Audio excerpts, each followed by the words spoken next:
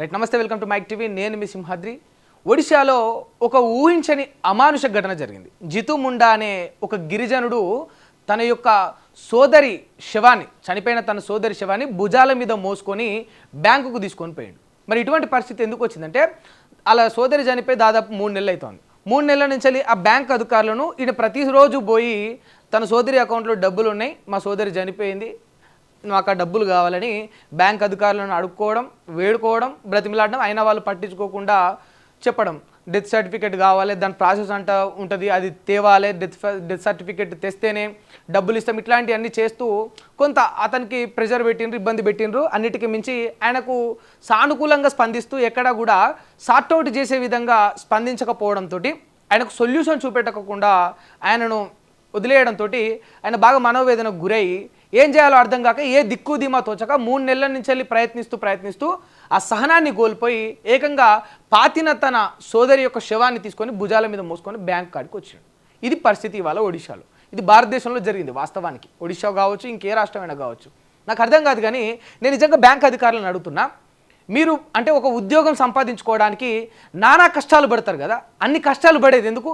మీరు సుఖంగా ఉండడానిక, లేకపోతే మీ దగ్గరికి సమస్య అని వచ్చిన వాళ్ళ యొక్క కష్టాలను తీర్చడానిక?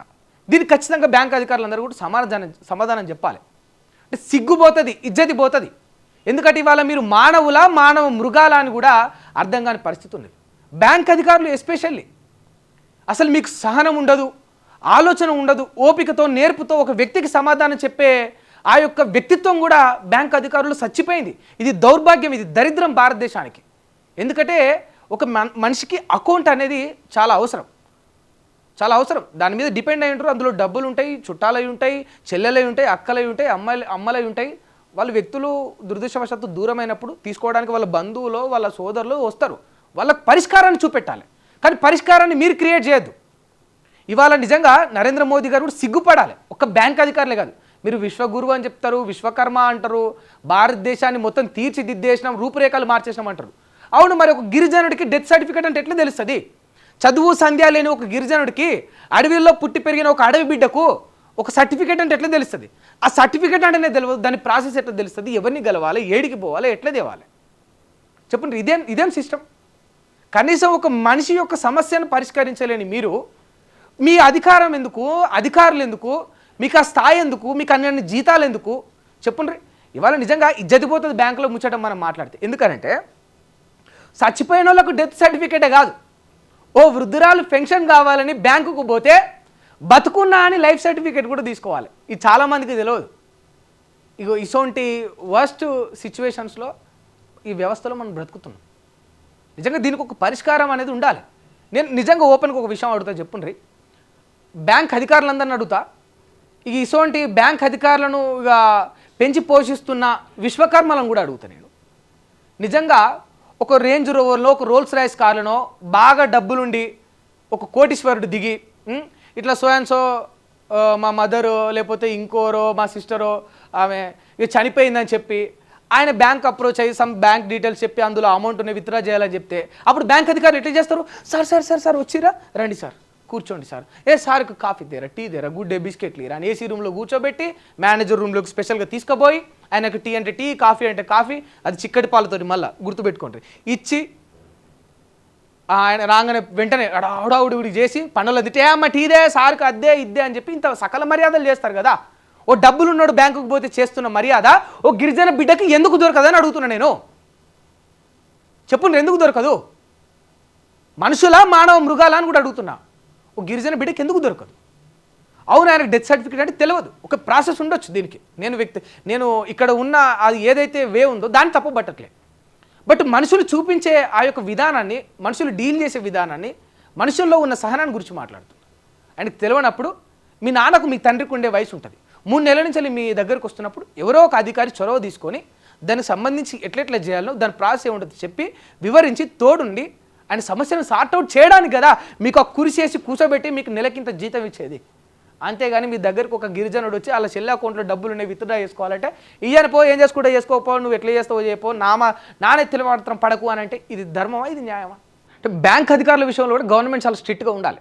ఎందుకు అనంటే ఇలా ఇజ్జతి పోయే పరిస్థితులు బ్యాంకులు ఇవి మన బ్యాంకులా అని చెప్పుకోనికి ఇజ్జత్ అనిపిస్తుంది. ఎందుకనంటే ఓ బ్యాంకుకు పోతే ఒక అప్లికేషన్ పెట్టుకోవాలంటే పత్రం ఏడుందో చెప్పరు, డిపాజిట్ ఎట్లా చేయాలంటే కూడా చెప్పరు. అవేం స్కూల్లో నేర్పరు కదా, మరి అవి నేర్పనికే కదా వీళ్ళకు బ్యాంక్ అధికారులు నియమించుకునేది, వాళ్ళకి జీతాలు ఇచ్చేది, వాళ్ళకి ఆ కుర్చీలు వేసేది, వాళ్ళని ఆ కుర్చీలో కూర్చోబెట్టి ఆ బ్యాంకుల్లో వీళ్ళకంటూ స్పెషల్గా ఒక రూమ్ ఇచ్చేది, ఏసీలు వేసేది. ఇవన్నీ ఫెసిలిటీస్ కల్పించింది అందుకు కదా. అట్లీస్ట్ డిపాజిట్ ఎట్లా చేయాలి, చెక్ ఎట్లా ఫిల్ చేయాలి, లేకపోతే క్రెడిట్ ఎట్లా తీసుకోవాలి, ఏంది ఆ బేసిక్ ఇన్ఫర్మేషన్ ఇవ్వరు.